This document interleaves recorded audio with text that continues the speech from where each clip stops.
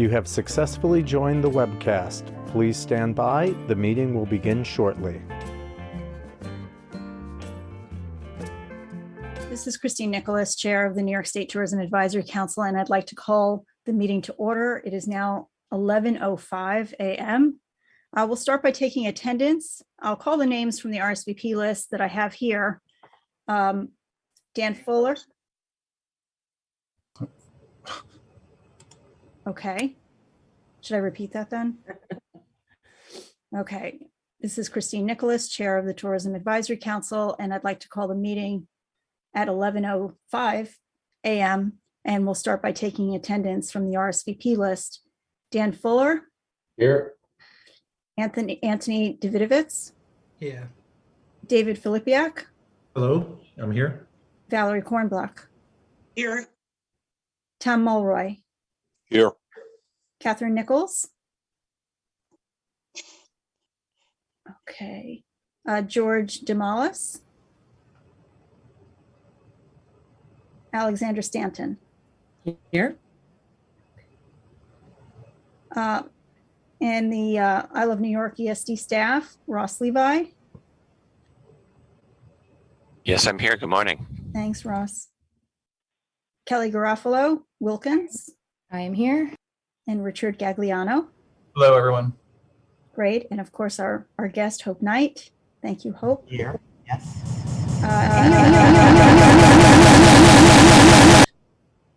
Allie Sirota. Hi, Allie. Hello. Okay. Anybody else I may have missed? All right, then all members have received a copy of the minutes and they are also available on the ASD website. Are there any changes to the minutes that members would propose? May I have an approval of the minutes? Christine, I'll move the minutes. Dan Thank Fuller. you, Dan Fuller. And a second, please. I'll second Anthony. Great. Any opposed to the minutes? And I assume all in favor, which is hard to do on Zoom. The motion carries, Yes. Minutes are approved. And at this time, I'm going to ask that if everyone could please go on mute if you are not speaking. And thank you. And before I introduce our special guest, I did want to join all New Yorkers with a heavy heart and our deepest condolences to the NYPD and the family of Officer Jason Rivera, and offer prayers in a full recovery for injured police officer William, I want to make sure I get this right, William Moya. Thank you. Rookie officer Jason Rivera was killed in the line of duty while responding to a domestic violence call in Harlem on Friday evening. In his letter on why he wanted to be a cop, he said to help people and to help communities come together. It's a shame that it took a tragic killing to make Officer Rivera's good intentions and work come true. But it seems that the city and state and mourners from around the world are taking notice and coming together. Perhaps it's because that he was the 5th NYPD officer shot this year, and it is only January. Perhaps it was the shooting of a young worker working a late shift in Burger King, or a woman on a Saturday morning pushed to her death on the subway tracks by a homeless man who clearly suffers from mental illness. It seems like these brutal murders have served as a wake-up call to return to law and order and civility to our city. As I commend the great work of the governor that she's doing, working closely with Mayor Adams, as well as all that she is doing to boost and rebuild tourism, we know all too well that the rise of crime and even the perception of increased crime can have an adverse effect on bringing back workers and visitors to New York from the US and abroad. This is not news that is contained to the 5 boroughs, as you only need to read the comments below the news articles from workers or potential visitors saying that many just don't feel safe traveling to New York City, especially fearful of riding the subways. The MTA is the Metropolitan Transit Authority. It is not the Metropolitan Homeless Shelter Authority or the Metropolitan Mental Illness Authority. Perhaps we can look to Paris, France for clarity, as it has a zero tolerance for their metro being used for anything other than transportation. This will take all the agencies working together, and as chair of the State Tourism Advisory Council, I stand ready to help to do what we can to make our city and state safer, as I believe the growth of tourism depends on it. And it is a shame, but I'm sure Officer Rivera must be pleased because his promise to do in life is coming true by bringing communities together. His funeral will be this Friday at St. Patrick's Cathedral. Please keep him and the NYPD family in your thoughts and prayers. Thank you. I'm now very honored that we have with us today Hope Knight, Empire State Development's Acting Commissioner and President and CEO designee. Hope was nominated by Governor Hochul in October 2020 and has hit the ground running. She has served as President and CEO of Greater Jamaica Development Corporation since 2015, where she has advanced the economic growth, community building, and sustainable real estate development that has immeasurably revitalized and strengthened the Southeast Queens region. She also served as Chief Operating Officer of the Upper Manhattan Empowerment Zone, overseeing over $150 million in investments, leveraging over $1 billion in private capital, and working on projects such as the East River Plaza, Potamkin East Harlem, and the Victoria Theater and Hotel. We've invited Hope to join us today for a brief introduction, and we wish you all the best, Hopes. Welcome. Thank you, Christine. And in an effort of full transparency, Christine and I have known each other for a long time and have worked intermittently over those years. And I'm so pleased to be able to work closely with you again. That's a pleasure. Yeah. So good morning, everyone. It's a pleasure to join you today. First, I want to thank the TAC members and recognize all of the talented, dedicated tourism and hospitality industry professionals for the work done on behalf of New York State. New York is an incredible place. I know firsthand. For many years, I enjoyed its beauty with my family when my son was a competitive snowboarder. And I've gone to many mountains in the state, but just about everyone in the North Country. Our diversity is our strength in so many ways, but especially in tourism, where our regions, attractions, and destinations are as diverse as the residents and the visitors who enjoy them in record numbers. Tourism is a vital economic engine for the state, and as we navigate the many variants while reopening, we recognize that tourism was hit particularly hard and is still recovering. That is why now more than ever, our collective work is vital to the success of the tourism industry and our state's recovery. We know that our efforts succeed best when they're done in tandem with our tourism industry partners across the state. And we are fortunate to have such a passionate group of professionals working to make New York's tourism industry stronger more than ever. Your persistence and innovation in response to the COVID-19 pandemic is exactly what we need to rebuild. Fortunately, we have great leadership from the top. Governor Hochul has said, New York State isn't fully back until tourism is fully back, and I wholeheartedly agree with that. That is why she made such a strong commitment to tourism in terms of time, resources, and attention. The recently announced Bring Back Tourism, Bring Back Jobs program is the nation's largest tourism state aid program.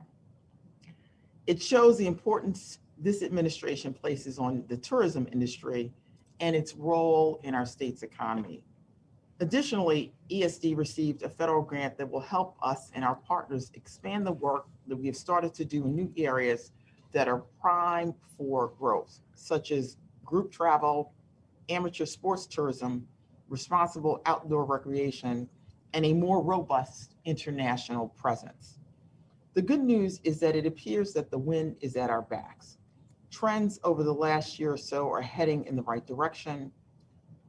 Although some areas continue to struggle, I am very optimistic about the opportunities that exist for tourism in New York.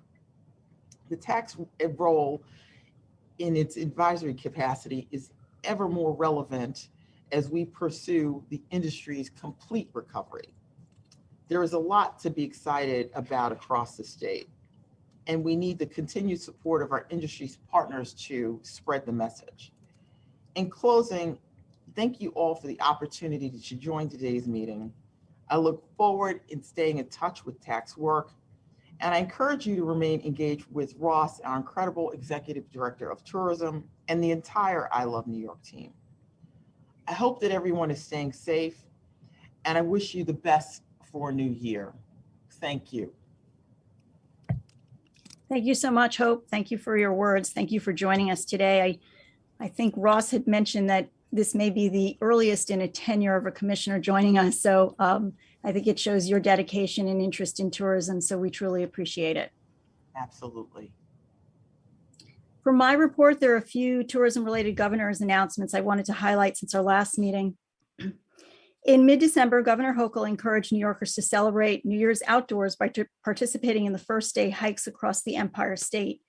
The family-friendly hikes were offered at more than 75 locations, including seal walks, fire tower treks, lakefront trails, boardwalks, towpaths, walks along waterfalls, historic estates, military forts.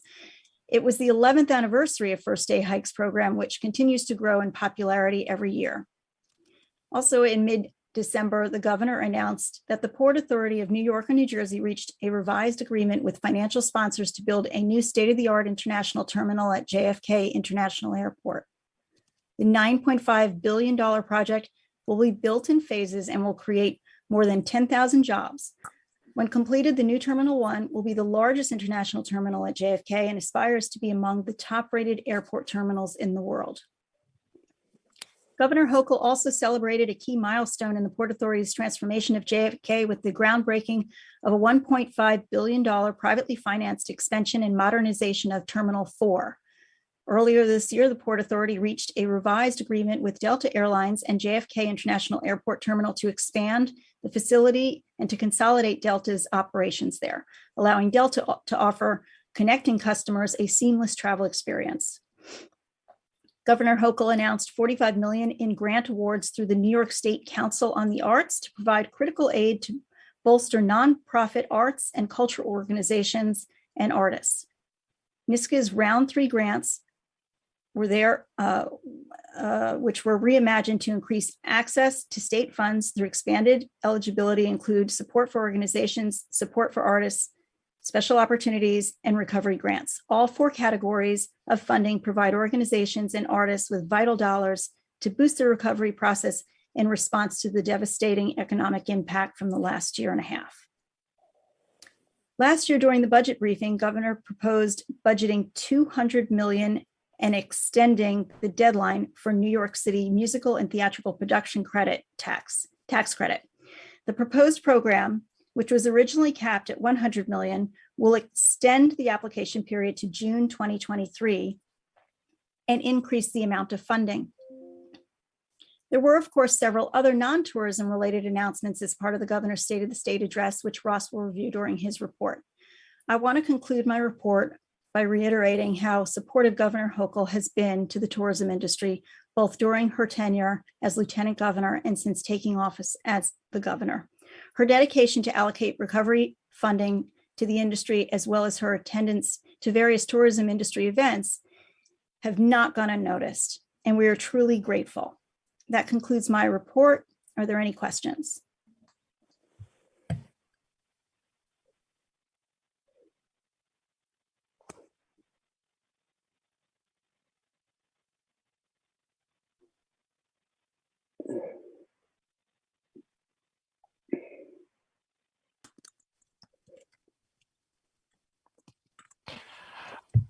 Okay, Ross, I think I was on mute when I was introducing you.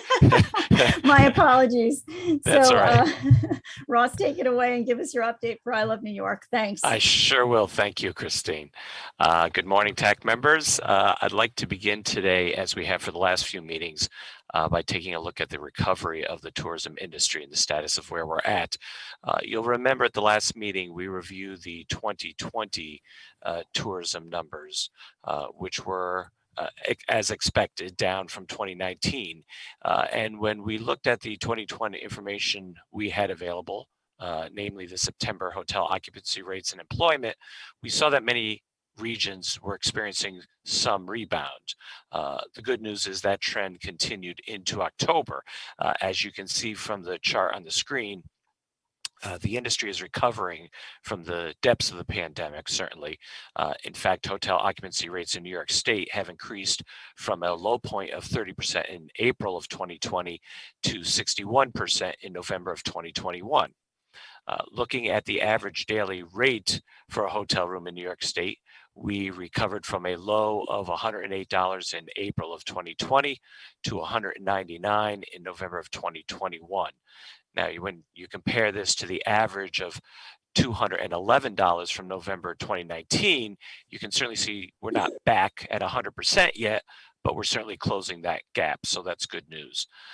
One other important thing to note is that New York State is more or less following the same trends as the rest of the United States for both occupancy rate and average daily rate. In fact, it appears that average daily rate for New York State as a whole is outpacing the national average daily rate as of November of 2021. So it's good to be at least a little in front of that curve. We have obtained some airline passenger data as well from Port Authority of New York and New Jersey. Again, both domestic and international travel are trending upwards. International passenger numbers remained relatively flat until the summer and fall of 2021, of course, as a result of the closed borders for non-essential travel. But domestic passenger numbers have been seeing a steady rise since early 2021. Again, at least for the data we have toward the end of 2021. Finally, concerning leisure and hospitality employment levels, we were averaging nearly 962,000 jobs in 2019, which dropped to a low of 335,400 jobs in April 2020, obviously a devastating drop. Industry employment has since rebounded to 730,700 jobs as of last November. So we're hopeful that this number will continue to rise, particularly with the state's new Tourism Return to Work grant program, which I'll be talking about later on, as well as some workforce development efforts from the I Love New York team.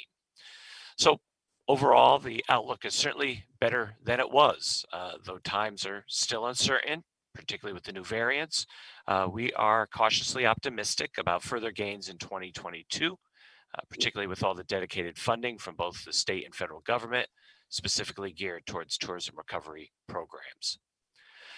So in terms of what New York State has been up to in terms of promoting tourism, as Christine mentioned earlier this month, Governor Hochul held her first State of the State address, where she outlined her priorities for the upcoming year.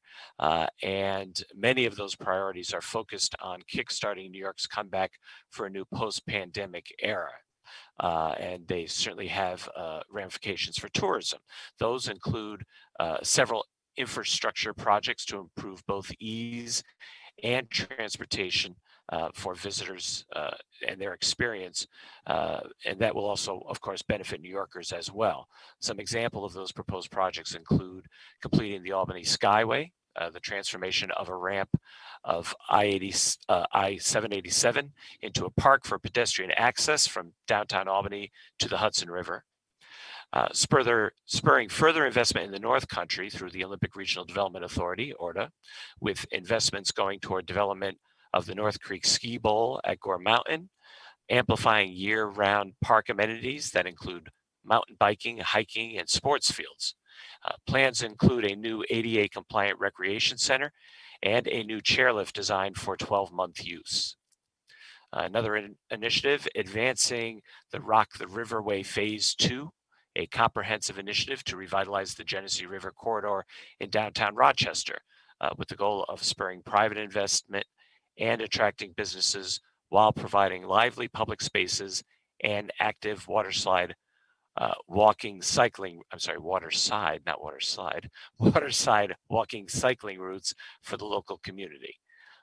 There was also announcements around redeveloping the outer harbor along the Buffalo waterfront, strengthening connections to Niagara Falls waterfront by investing in high impact projects throughout the region that provide residents and visitors new ways to experience the falls, as well as potential investments in strategic sites that have close proximity to the waterfront or sites that have substantial pedestrian flow. There was an announcement around completing the Westchester River Walk, a proposal that would close a 51-mile gap providing a direct pedestrian link under the Governor Mario M. Cuomo Bridge, shared youth path, and the Tarrytown Metro North Station. This project will create more riverfront access and connect people with nearby historic sites, including Sunnyside, Lyndhurst, and Phillipsburg Manor.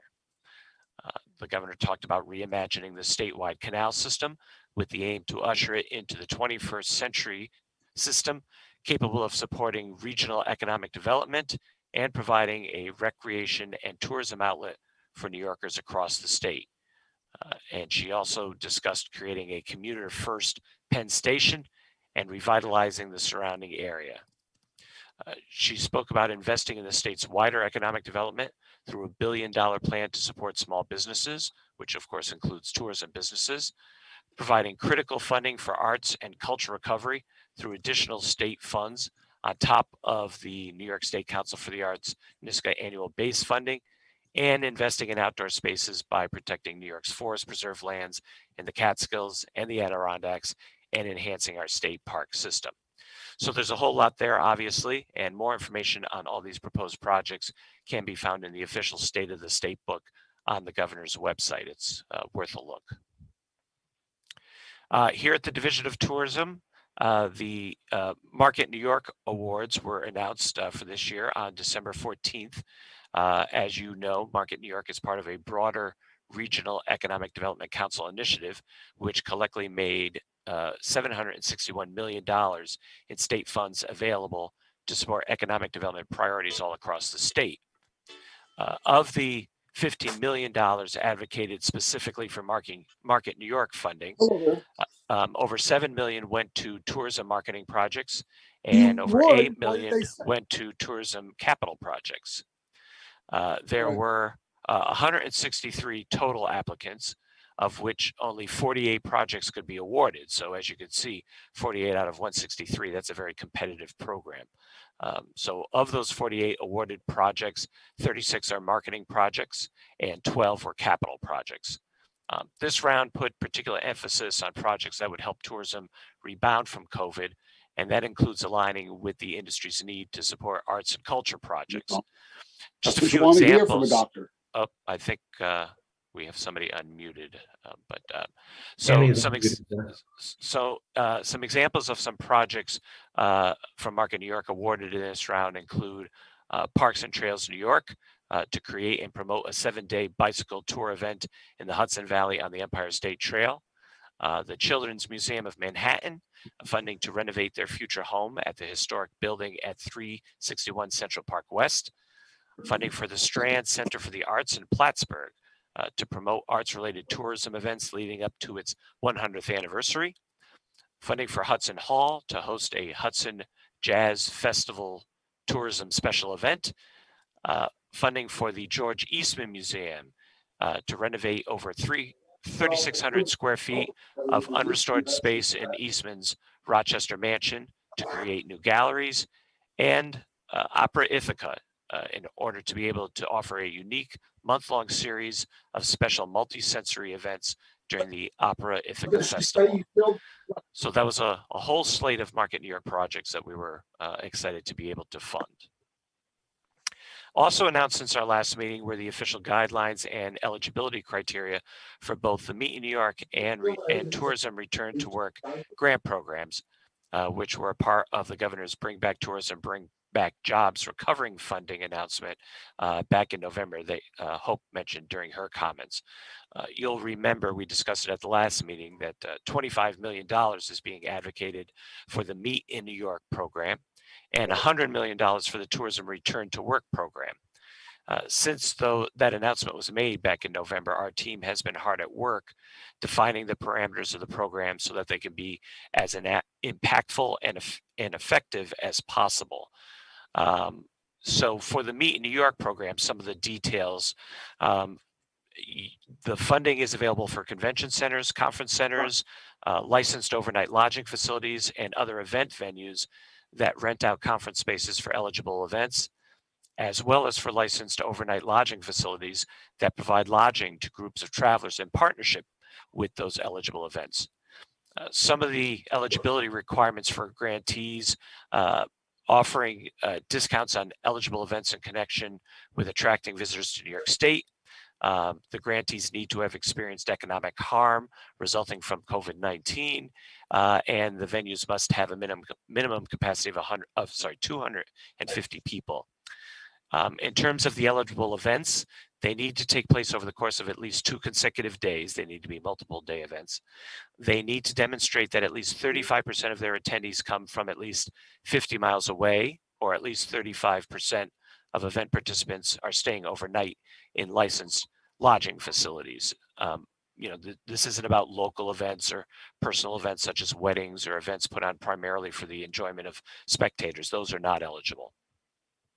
The events must occur after the acceptance of applications under the program, which will be happening shortly, and must occur prior to December 31st of 2024. And they need to be new events. They need to have not been held in New York State in the last 4 years. In other words, any time since January of 2018. So what the grant will do, conference centers and spaces will be reimbursed 75% of the discount that they provide, up to a maximum of $2 million per organization, which may include multiple events. That's for any discount they provide on meeting rental spaces in connection with an eligible event. There's a minimum grant of $10,000 per event to qualify. And then there's also a discount, a reimbursement for hotel room discounts. Those will be reimbursed at 50% of the discount granted for room blocks, capped at $300 or 70% of the average daily rack rate for the duration of the event, whichever is less. Some important dates for the program: eligibility determination. There will be an online system available very shortly, and then an online application portal opens during Q1. And then the deadline for applications will be December 31st of 2022. And then, as I mentioned, the events themselves must be completed by December 31st of 2024. So we're excited that program hopefully will be able to help incentivize more events to return here to New York State, which, as you know, is a very important piece of business for us. Then the Tourism Return to Work program, that is for-profit and nonprofit businesses open to and or servicing the public. They must be engaged in a tourism-related field that includes accommodations, the arts, entertainment, scenic and sightseeing transportation, tour operators, convention and visitors groups, or other businesses in ESD's discretion that qualifies businesses in the tourism industry. And these grants are designed to help give a one-time bonus to businesses like that that hire new employees. All eligible applicants must increase their average employment between January 1st, 2022 and June 30th, 2022 by at least 2 net new full-time equivalent jobs. They need to have experienced economic harm resulting from the COVID-19 pandemic, and they should not be currently participating in the NYC Musical and Theatrical Production Tax Credit or the Empire State Musical and Theatrical Production Tax Credit Program. So these grants will provide $5,000 for each net new full-time equivalent job added and $2,500 for each net new part-time equivalent job added. The important dates for this program to be aware of: the eligibility screening tool, again, available online. Then an online application portal opens February of 2022, and final application deadline following June 30th, 2022. There'll be more announcements on that coming up. So I certainly encourage all TAC members to share this information with any businesses that you think could benefit from either of these programs, whether they're in the meetings planning business, hotels, any tourism businesses that are hiring new employees. And all the information I covered and more can be found at the ESD website. So I encourage you to go there and encourage others to find out about those programs. And now I want to turn the program over to Rich Gagliano, who will give us a review of some recent I Love New York marketing efforts. Rich. Thanks, Ross. It's great to see everyone today. Hopefully we get to see each other in person at some point, maybe our next TAC or one after that, but looking forward to seeing you all in person at some point soon. It's been a challenging 2 years for every industry, but especially tourism. But if there's one thing that the past 2 years have taught us is that people have an inherent need to travel and to gather and get together with friends and family. Regardless of what is happening with COVID, people are still looking for ways to get out and especially experience everything New York State has to offer. And we've seen that in the improving numbers that Ross just walked us through, as well as through our ongoing consumer insights. People still have a need and a desire to travel. Are they able to do it? That seems to be the question of where and when and how they can do it, but they still have that need to travel. So we're feeling really confident about continuing this comeback from the past 2 years. But that's why it's especially critical to keep our messaging out in market, keep New York State top of mind as a premier tourism destination. And we've been able to do that more than ever in 2021 due to the state's tremendous support for tourism, and especially additionally due to Governor Hochul's Bring Back Tourism, Bring Back Job announcement back in November. Kelly, I don't know if you've got you can switch to the next slide if you've got the visual. So our 2021 marketing plan already had a strong in-market presence throughout the year, but with the additional support coming from the Bring Back Tourism, Bring Back Jobs initiative, it allowed us to finish out the year with an even stronger presence. As you can see here, our original plan had us in market in the summer when the city and the state sort of started reopening again.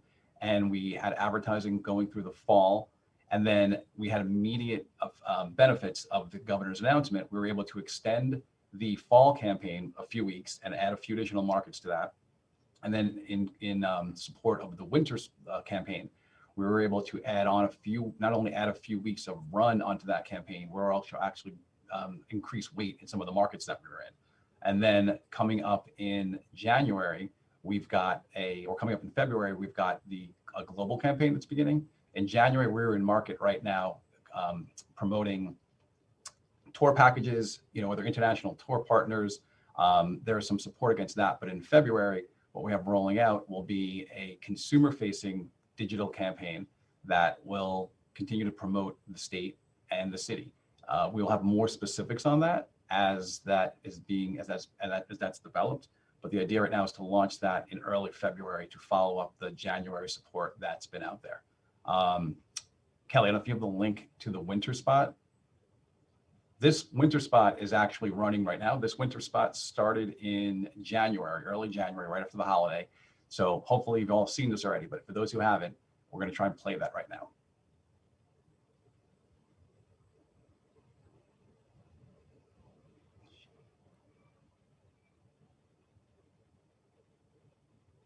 Let New York State take your breath away.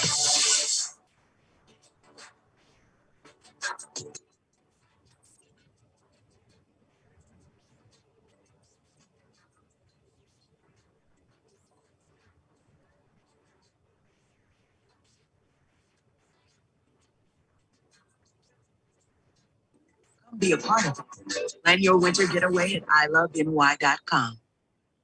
Looks like we had a little tech or audio trouble with that. We'll send the link around so everyone can see that. But again, this is running now and it'll be running through well into March. So if anyone has any questions, I will give it back to Ross for a few additional updates. Great. Yeah. and then we'll- May I and just then say we'll- one thing that could be helpful? It's Alexandra. So one of the terrific things that I just saw in a few of those frames is the open chairlift. One piece that's really important for not spreading COVID is to avoid ski resorts with closed chairlifts. So I just wanted to say, and however one markets and communicates about safety, the open chairlift is actually quite important. That's a great point. Great. Thank you. Yeah.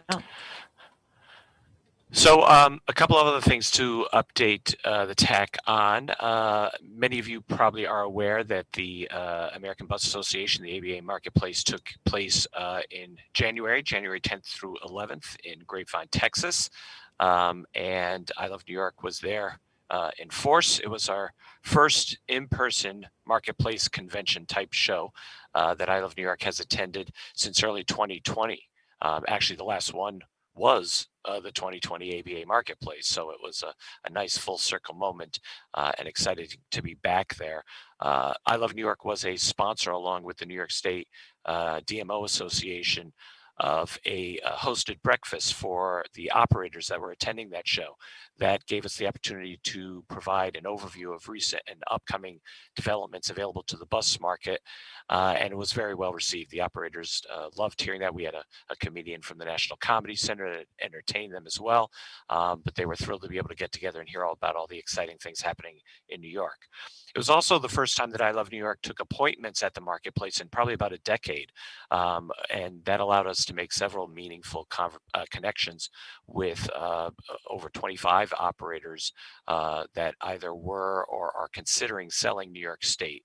And there really was overall a very positive atmosphere. Many of the operators were excited and pleased to see that we attended, and it set the stage for a more sustained engagement with the group and motor coach industry, thanks to our federal EDA tourism grant, which we're looking forward to implementing over the upcoming months and years.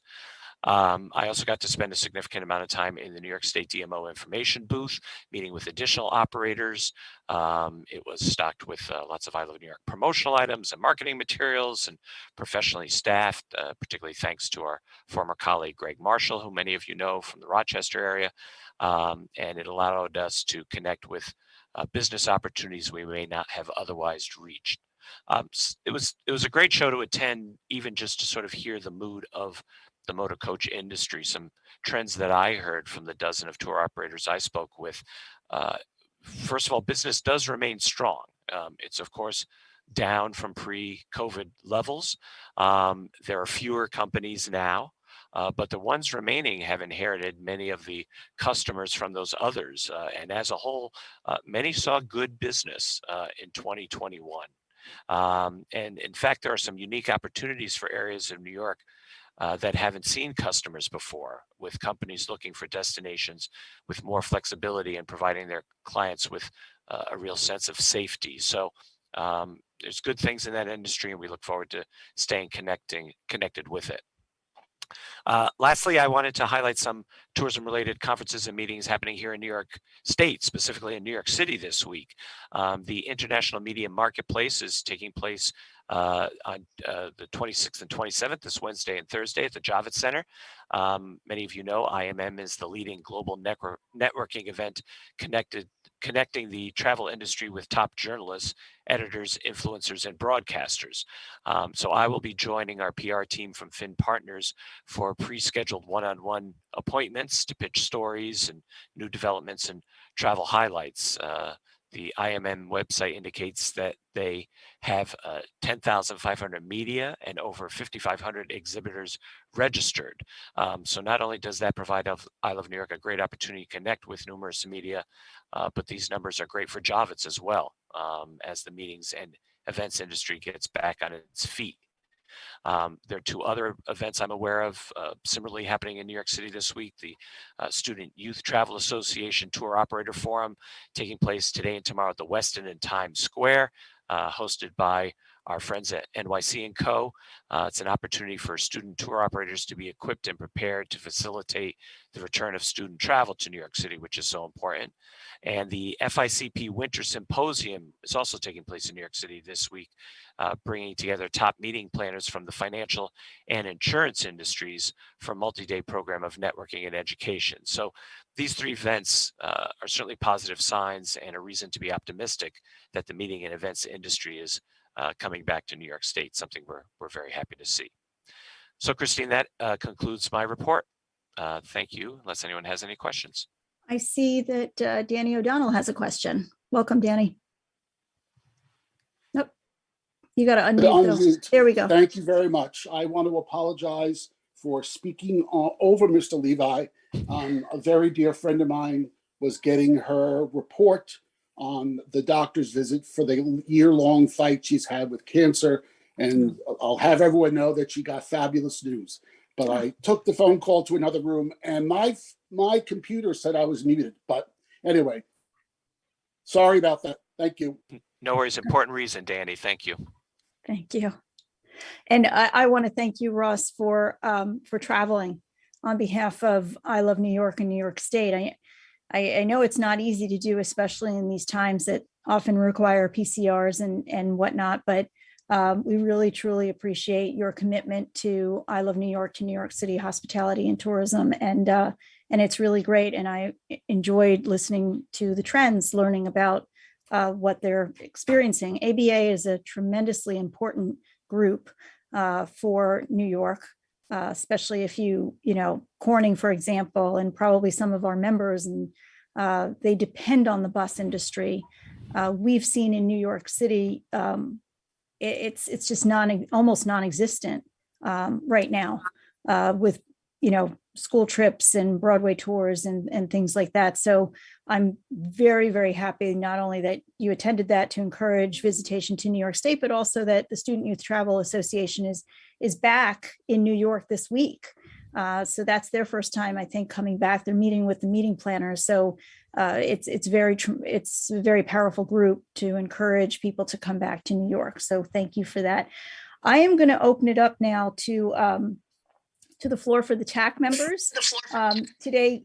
And moving forward, always we want to encourage you to bring whatever trends that you have from your visitation sites that we can learn from and advise properly the state.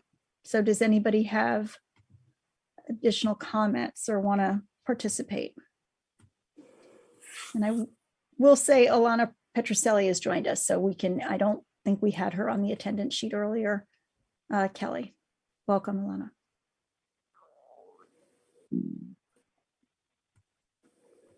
Okay, you have a quiet group today. Christine, are you asking for almost anecdotal, Yeah, if you can share with us, and we're not putting you on the spot or anything, but Sure. with the TAC meetings in the future, if you want to, and if you do want to present, just let us know in advance, and we can also give you the floor to present. But with the new business and meeting updates, this is the time if there's anything that you want to share with the group. Sure. If this is what you're looking for Photographica, small photography museum in New York City, we did see a decrease with Omicron, but I'm happy to see for group sales, particularly, leads have picked up significantly in the last 2 weeks of inquiries, which means, that we were doing great in October, November, and then it dropped off for Omicron. And I'm starting to see leads and inquiries pick up significantly for group sales. Our ticket reseller, our ticketing partners have also increased significantly in the last 2 weeks. So I think there's starting to be a turn from Omicron, where everybody kind of froze for about a month. Some customer behaviors, I think, are starting to see a trend. And we had a great weekend as well for general visitation. That's great news to hear. Thank you, Anthony, this David. is Ross. Do you have any sense of sort of origins of those inquiries? I mean, geographically, are those local? Are those long haul? Yeah, for the group sales inquiries right now, we're still very much local.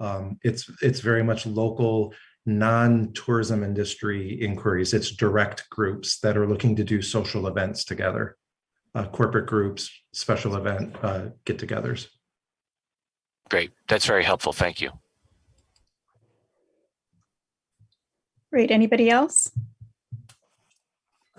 I'll actually double down that. We've also seen Stonking Art Centre has also seen a increase in group inquiries, certainly from the last dead 18 months. We haven't seen tourism industry requests come back. They are local. They're self-starting. They're people who are getting out but arranging it in a very controlled way. People want to know who they're coming with, who they're going to be party to, as opposed to going to managed groups. I'm also seeing an increase in requests for private bus attendance. So people are really controlling the entirety of their visit. I'm not sure I've actually seen any international requests come through, possibly one.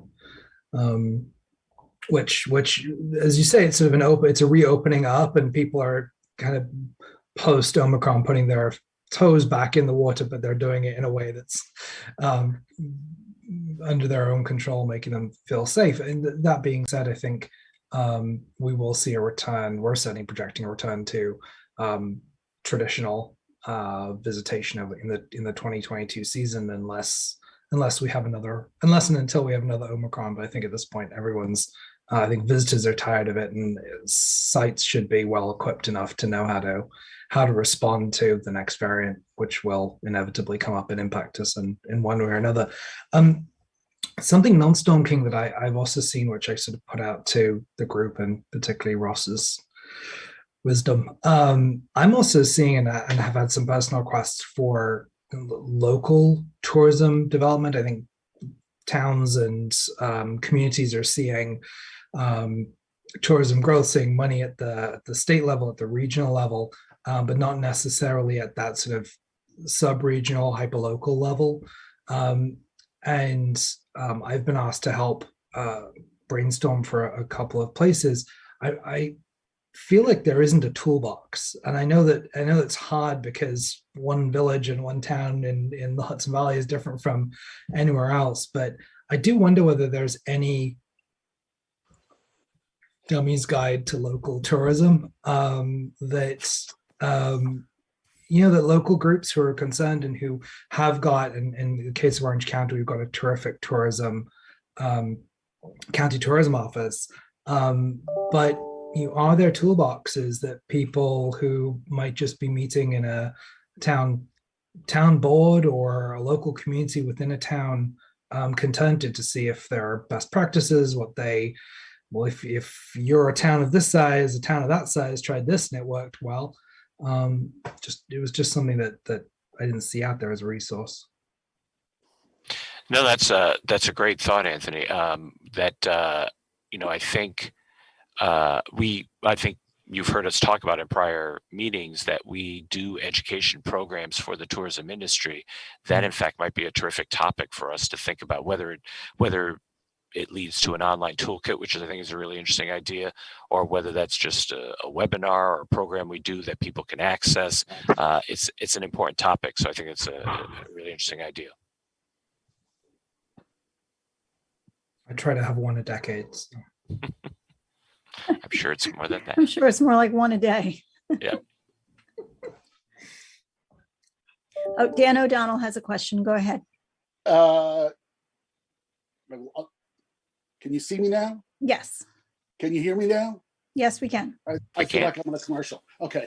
I just want to follow up on the previous statement, and I would like to be in the loop on that. Many of my colleagues who represent places outside of New York City have shared the same point of view.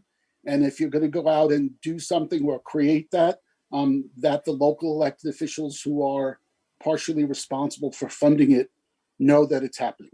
Okay? Great. Absolutely. Thank you. Yeah, it seems like the trend, even from your meeting in Texas, and Anthony and David's feedback, is that the Uber local is what we're going to have to focus on, with the international visitation still a little bit behind. A lot of places are going to be competing for the same group. So it would be interesting to give them the tools that they need in order to, properly showcase their destination, and also make sure that when people do go there, that they have a quality experience. We've always stressed it's not necessarily about quantity, it's about quality. We want to make sure that people come back, and that, word of mouth, that they had a great time. I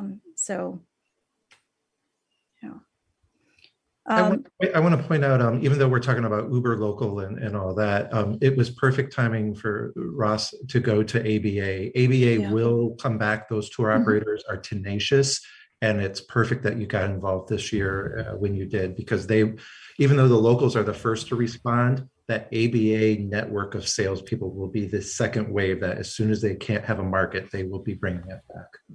Yeah, and obviously, the definition of local is a little relative, right? That, we met with tour operators based here in New York State, but they are still running tours, an hour away, an hour and a half away, 2 hours away. So yeah, it was a great opportunity. And I might remind, and after September 11th, ABA was the first large tourism trade organization to have their marketplace in New York City.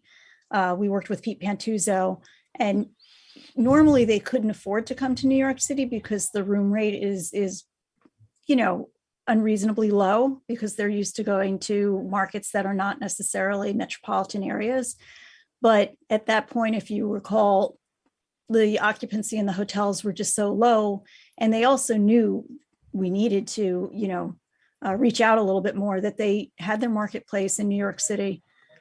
It was tremendously successful, and we did start to see an uptick 6 months, a year, 2 years later. So it does take a little bit of time. It's not going to be overnight, but it's a very important market to make sure that we pay attention to. So I'm very glad that you were there, Ross. Thanks. And while we're mentioning ABA, I'm going to take a point of personal privilege to also mention that our friend and colleague John Percy, who many folks know, who heads up the office at Niagara Falls, our tourism at the tourism office, received a special recognition and an award that is now going to be an annual award, but was given for the first time. He was the inaugural winner of an award that recognizes somebody in the industry, not just for the professional work they do, but for their spirit, really, their spirit of partnership and camaraderie. It was named for a colleague from, I believe, the Nashville area who passed away this year, and it's going to be given every year. And John was the inaugural winner of that, so we were very proud of him and to be part of the delegation and the recognition he received. So I thought that was worth mentioning. Well deserved. Yes, indeed. He really is quite a leader in our field. We're lucky to have him. Are there any before we wrap up, are there any new business or public comments?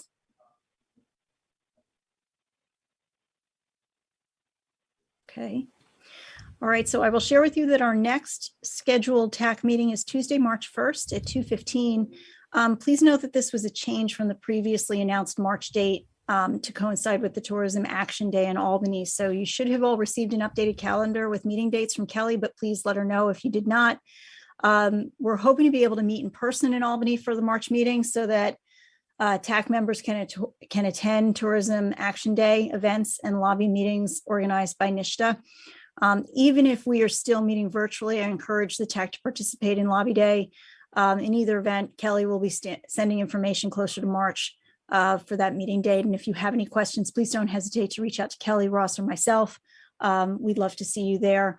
It would be a great way to get back together, in person. So let's meet in Albany. I need a motion to adjourn. So moved. Thank you, Eleanor. Welcome, Eleanor.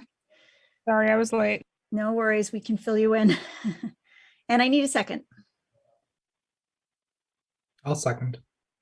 Thank you, Anthony. Okay, so the meeting is adjourned. It is now officially 11:58. So enjoy your day, enjoy your week, and again, stay safe and keep New York and the NYPD in your prayers. And we hope that this will all turn around, bring us together for a better and brighter future. Thank you. Thanks, Christine. Thank you. Thanks, Christine.